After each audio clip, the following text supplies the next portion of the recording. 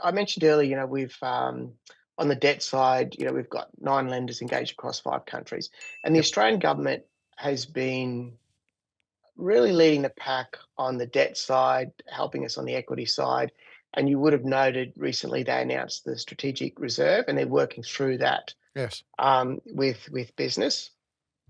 That strategic reserve, and at the end of the day, I would argue when you don't have a functioning market, you need government to intervene to create a functioning market and then step out and let business take it forward. Mm. The single biggest thing that the Australian government can do in showing global leadership in the rare earth sector is to support creating a non-China controlled rare earths index. Yep. Now, to establish such an index is easy. The challenge is putting volumes on it.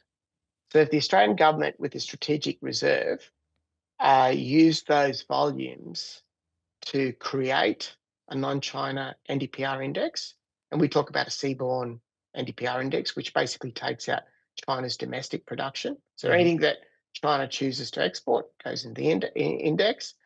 Um, if the Australian government did that, then basically they've addressed the primary reason that there isn't a non-China rare earth supply. And I would argue once you have a functioning market price index, then the Australian government can step back out and let business do their thing. Yes. So Okay. we've been advocating for this.